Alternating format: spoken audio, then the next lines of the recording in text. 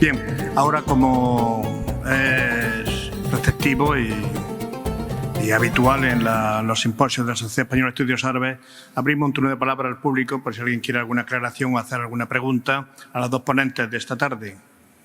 Hola, buenas tardes o buenas noches, no sé qué. Yo soy de Brasil, a veces me confundo. Muchas gracias, Jorge y Jaime, por la ponencia. Y tengo preguntas. Primero a Jorge sobre la fitna bereber, que he entendido cuando estaba leyendo El collar de la paloma que Ibn Hazm, no que exactamente eso, pero él concibe más como si la fitna hubiera empezado con los mercenarios tomando el poder, con los amudíes, porque antes en el Emirato Independiente también había como luchas de poder entre omeyas, así que ¿Te podrías retirar un poco? Es que no te escucho bien. Perdón, ¿así? ¿Mejor? Sí. Yo había entendido que el collar de la paloma, para Ibn Hazm, la fitna empieza con los amudíes, de verdad. Y que antes la lucha entre omeyas sería algo muy semejante a las luchas que había entre los omeyas del Emirato Independiente. Entonces, por eso que se llama fitna bereber y no fitna andalusí, porque los omeyas también antes luchaban por el poder, y cuando entra el nuevo elemento, que es el elemento bereber, ahí sí que hay una ruptura de la legitimidad. No sé si ahora hago la pregunta a Jaime o no, solo ya. Bueno, sí que, vamos por partes. No he escuchado bien porque suena muy... bueno, yo entiendo que me pregunta que por qué se le llama fitna bereber, ¿no? Y esos bereber, yo he explicado que había dos tipos de bereberes. Entonces, los desencadenantes de la fitna, de todo lo que es, además, Ibn Haytham en su obra arremete muchísimo contra la población bereber. Había una gran animadversión, aunque había que distinguir, por eso yo quería hacer esa distinción entre lo que además Pierre Guichard calificaba como bereberes andaluzados, es decir, que ya prácticamente lo que eran andalusíes, se habían convertido aquí en población ya asentada, y lo que van a ser todas las milicias que van a ir introduciendo, sobre todo fueron también al-Hakam II en toda la política norteafricana, todo el enfrentamiento que tienen con los fatimíes. Tanto fatimíes como omeyas tuvieron pocos enfrentamientos directos, sino que lo hacían de forma indirecta, apoyándose en tribus bereberes diferentes, ¿no? Y entonces en esa época también introducen, sobre todo Almanzor, a muchísima mercenarios.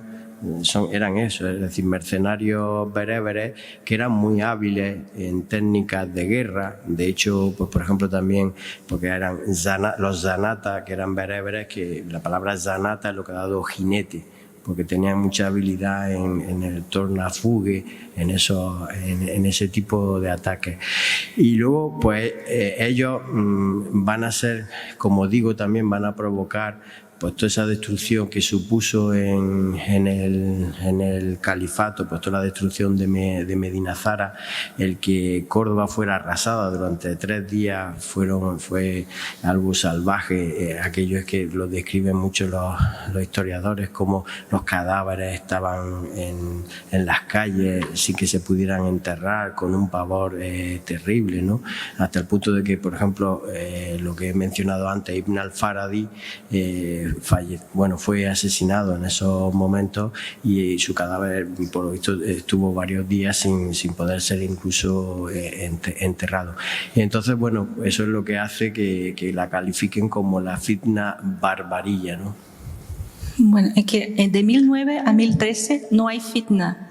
El fitna empieza ¿Perdón? de 1009 a 1013, cuando ya están los omeyas luchando para que quien sea el nuevo califa, Mahdi, Sulaimán, eso no es fitna. No, sí, los omeyas en realidad, todo este tipo de califas eran figuras un tanto simbólicas. Si eran gente, todos van a ser bisnietos de Abderrahmán III, pero eran puramente marionetas que lo que había detrás pues eran todas esas milicias con intereses, pero que buscaban, porque el gran problema era la legitimidad, ¿no? Entonces pues utilizaban los omeyas que sí tenían esa legitimidad y que de hecho los demás, pues por eso durante mucho tiempo, pues Hisham II fue asesinado en 1013, pero su cadáver ni fue encontrado ni nada, pero lo asesinó uno de los hijos de Suleimán al-Musta'in. Pero luego continuamente, pues por ejemplo, va a reaparecer en Sevilla, decían, aquí ha aparecido Hisham II, porque había uno que se le parecía mucho, ¿no? Que ya además debía de ser mayor, Hisham II, pero bueno, en Almería pasaba igual, con esas luchas de legitimidad, pues decían, no, aquí está Hisham II, y con esto, ¿no?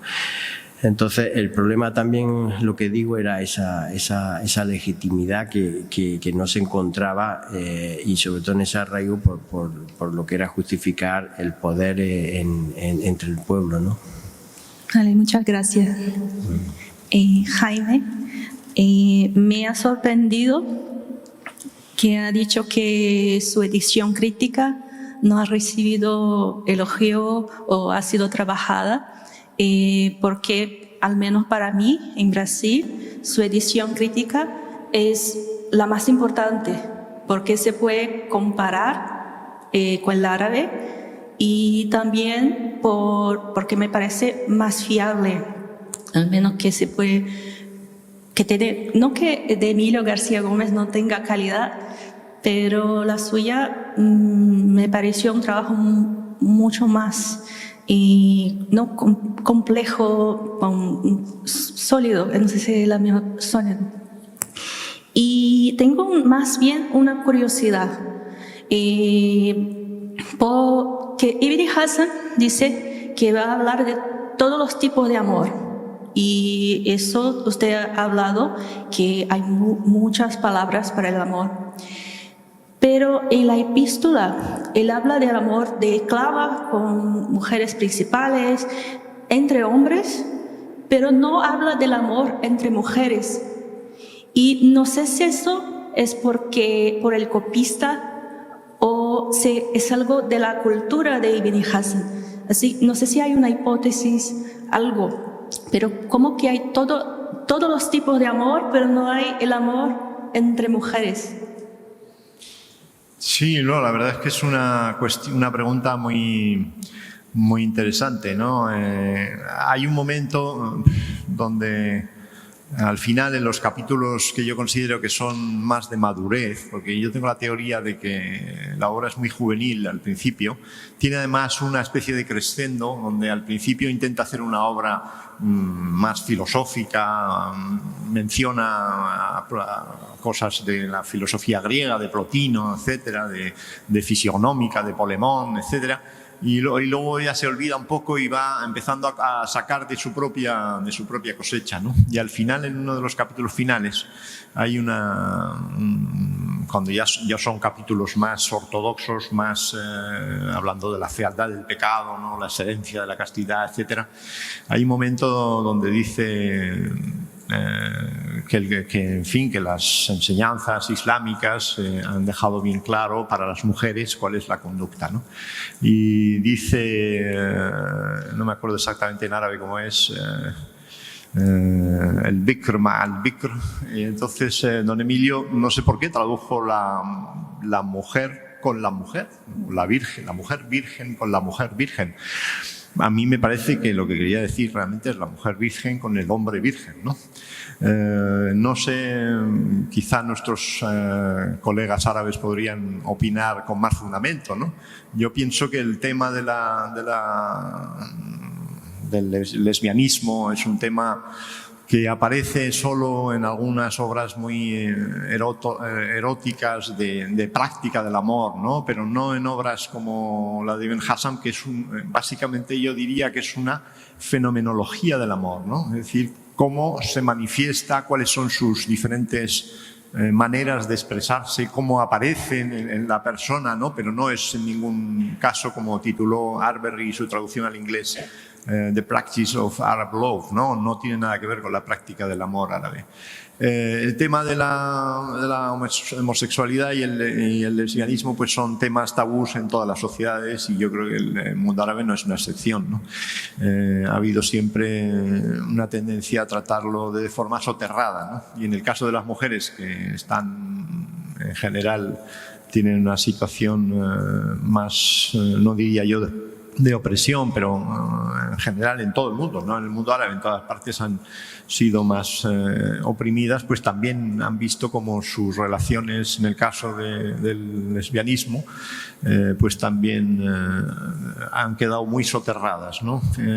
También en árabe hay esta cosa de que se masculiniza al amante, entonces nunca sabes muy bien, en algunos casos, si está hablando de amores entre hombres o en amores entre hombres y mujeres, ¿no?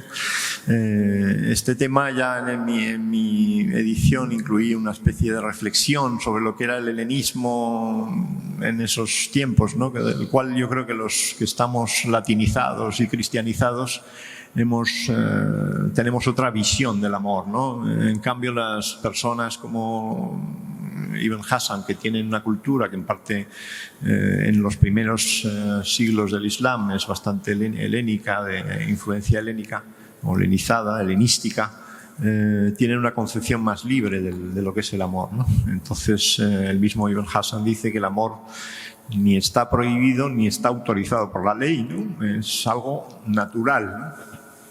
Es una posición muy vanguardista, ¿no? Para la época, ¿no? Frente a quienes piensan más, como pasa a veces en el cristianismo, que el amor es algo de por sí un poco nefando, ¿no? Pero él es muy original en todo, ¿no? Porque dice, dejadme a mí de los hábitos, de las maneras de los orientales, ¿no? Nosotros aquí somos diferentes, ¿no? Es que era un genio, ¿no? Entonces, como genio, tenía opiniones particulares sobre todo, algunas muy avanzadas, ¿no? Yo creo que no hay ninguna mención a un posible amor lésbico en el collar, pero me podría equivocar, ¿no? A lo mejor no he captado algún matiz bien, ¿no? Pero está claro que en otras obras de erotología es un tema que aparece más a menudo, ¿no? Aunque son obras más censuradas, más subterráneas, ¿no? que una obra como El collar, que por otro lado tampoco tuvo una gran difusión. La prueba es que solo tenemos un manuscrito y que su rastro en la literatura posterior es bastante breve, ¿no? Hay 4 o 5 obras donde aparecen el libro del buen amor, podría ser una, las excelencias como decía Don Emilio, ¿no? Las excelencias de la castidad de un padre, un sacerdote, ¿no? Y alguna obra de medicina, porque parece que el capítulo 2 se distribuyó separadamente bastante, ¿no? Y es casual también que yo las primeras letras con don Federico Corriente las di con la antología árabe de Emilio García Gómez, donde había un capítulo, el segundo, que es ese que se distribuyó tanto, ¿no? Sobre las señales del amor, que es uno de los capítulos más bonitos del libro, que tiene los poemas, para mi entender, más logrados, ¿no? Pero sobre ese tema yo creo que hay gente más autorizada que yo para hablar, ¿no? de ese tema concreto, ¿no? Vale, muchas gracias. Supongo que funciona, ¿no? Antes no funcionó. Bueno, yo quería decir a Jaime que, si no me equivoco, porque hablo de memoria y desde hace mucho tiempo, la edición de García Gómez con la versión en endecasílabos de la poesía existe y está publicada. ¿Ah, sí? Ah. Creo que es en Círculo de Lectores, y que tiene un prólogo, una presentación, pero no un prólogo, de Emilio de Santiago. No me acuerdo la fecha, pero me parece que es posterior a la muerte de García Gómez. O sea, que consiguió Sí. acabarlo y publicarlo, ¿no? Sí, sí. Ah, pues no tenía el dato. La tendría hecha seguramente y luego no sé si se la encargaron a Emilio de Santiago, porque Emilio de Santiago tenía buena relación con la familia. ¿Sí? Ya. Sí. Bueno, aparte de eso, decirte que muchas gracias por tu trabajo, muchas gracias por la presentación que nos ha hecho, todo lo que Gracias a ustedes. y en fin, que me parece apasionante todo lo que has hecho en este sentido, y algunos, en la medida que podemos, pues iremos haciendo alguna cosita detrás de ti. Por supuesto, yo estaba pensando en usted, además. Sobre eso de los endecasílabos, me parece que de don Emilio yo prácticamente no lo conocí porque era más mayor que yo. Yo cuando llegué ya no estaba, ¿no?, en la facultad. Pero yo creo que él sus grandes satisfacciones las tuvo con los endecasílabos, el árabe en endecasílabos, esas obras donde realmente brilla muy alto como traductor, ¿no? Por más que a lo mejor el endecasílabo no sea exactamente algo que corresponda a la prosodia árabe, pero yo creo que él estaba muy contento de eso y que por eso yo creo que debió pensar en la posibilidad de volverlos a versionear, ¿no? Él tenía mucha habilidad, seguramente se había entrenado mucho en esta cuestión y es muy probable que incluso tuviese poesía propia, porque en algún momento yo recuerdo una reflexión suya diciendo que, siendo un profesor universitario, no le parecía propio llegar con unos versitos que había hecho. Sí, seguramente los tenía y a lo mejor los guardaba o los destruyó, no sé exactamente. Lo que sí puedo decir es que él fue también un buen traductor de poesía latina y traducía también en endecasílabo, que ha sido publicado después de su muerte también. Sí, yo en mis investigaciones, y no es abusar del público, de su paciencia, fui a la Academia de Historia y saqué algunos de los legajos que hay conservados, que estaban bastante mal ordenados y tal, y realmente ahí porque vi las traducciones de Horacio, creo que eran, Sí. que realmente era un gran amante de la poesía y realmente sus traducciones tienen ese aliento poético que a veces es la única manera de hacer una equivalencia. Luego también, claro, están los problemas de su vanidad y de su carácter y tal, pero de eso no podemos hablar porque... En ese sentido se parecía un poco a Ibn Hassan. Sí, poquitos. Sí. A mí me gustaría saber si en la mesa, o qué opina la mesa, acerca de cuántas veces estuvo Ibn Hassan preso en Granada. ¿Una o dos? Yo he visto en la Ijata que Ibn al-Khatib habla de la primera. La segunda no la menciona y es un dato que él no ignoraría.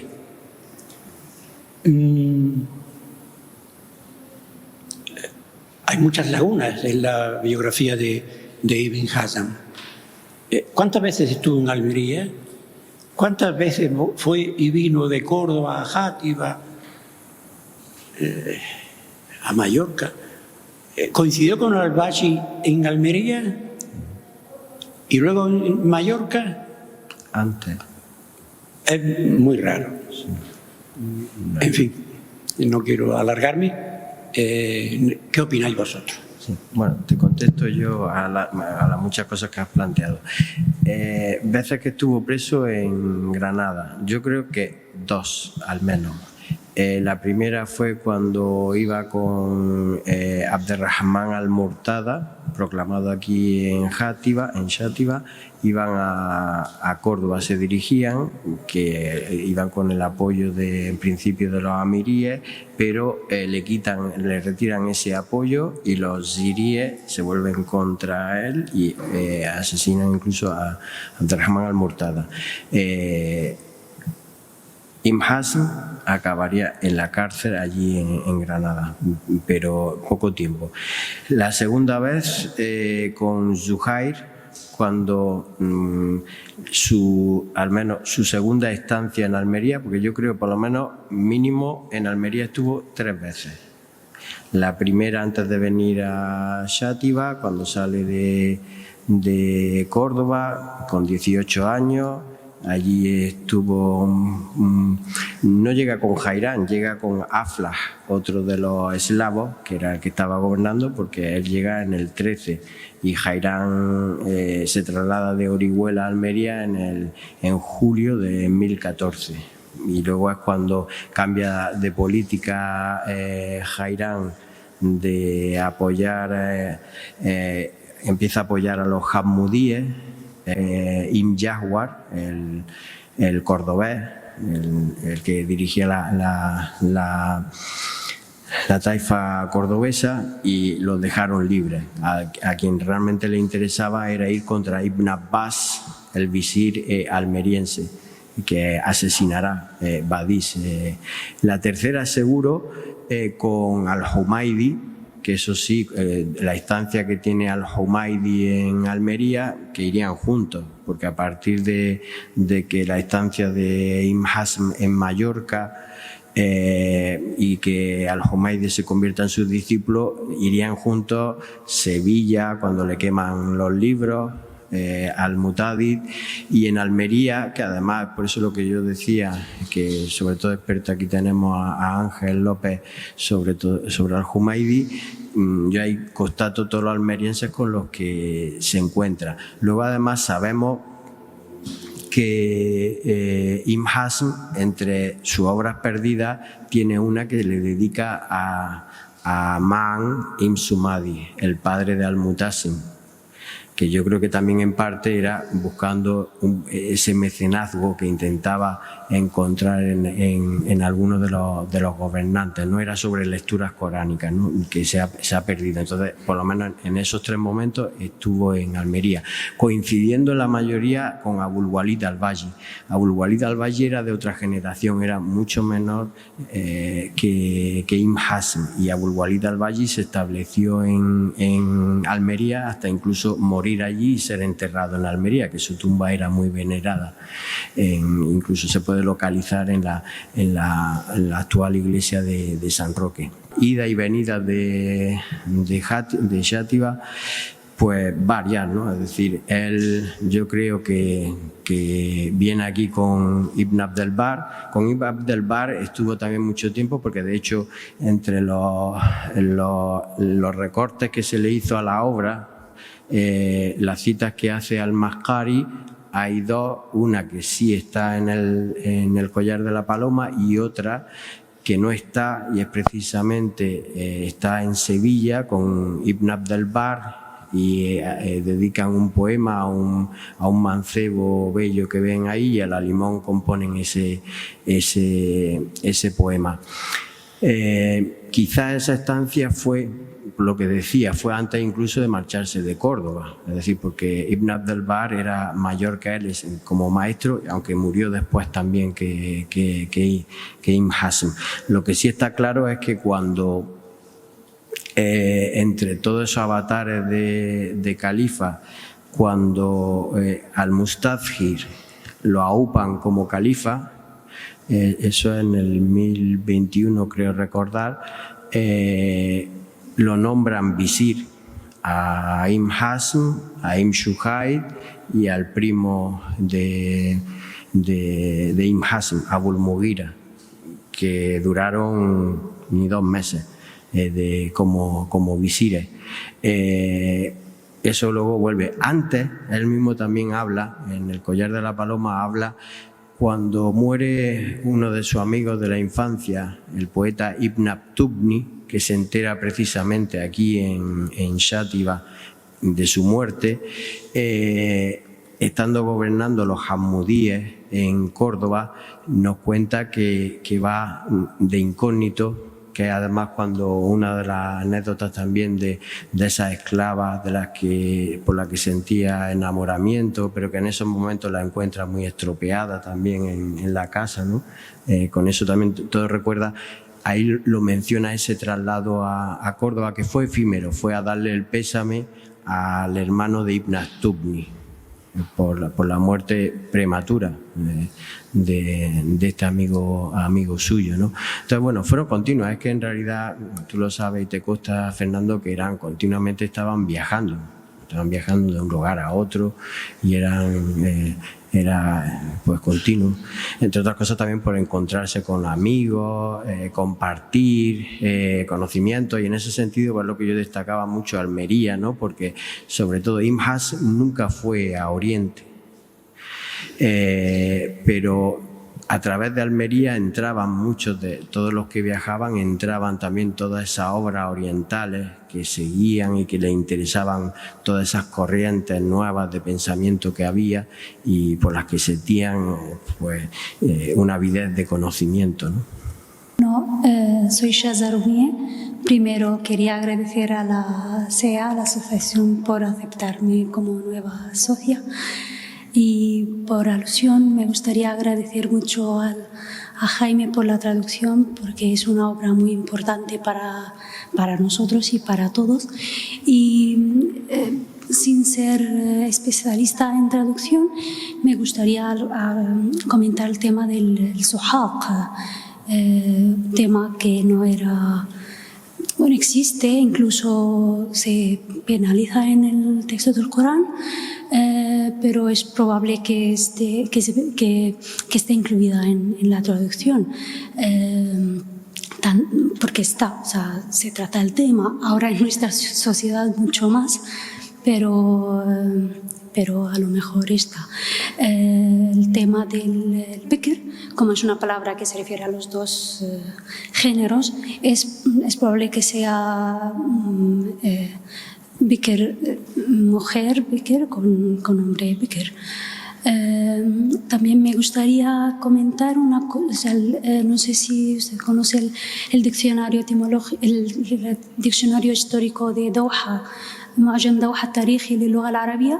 Es un diccionario muy importante, sigue en actualizaciones continuas y está disponible en línea. معجم دوحة التاريخي للغة العربية.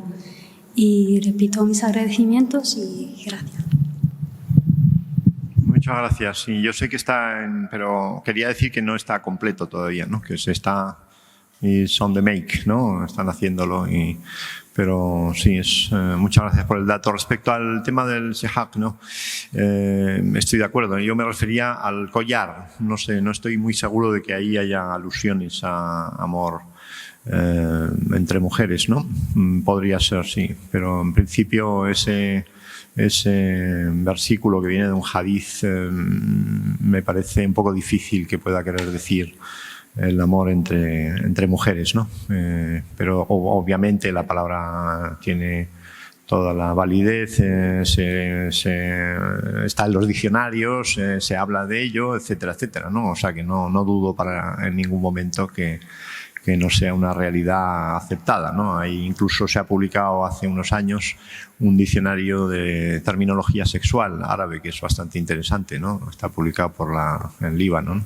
Y ahí hay cantidad de términos de todo tipo y es riquísimo, ¿no? O sea que, pero muchas gracias por el comentario. No hay ninguna intervención, pues entonces solo queda agradecerle su asistencia y recordarle que mañana retomamos el simposio a las 10 de la mañana en esta misma sala. Muchas gracias.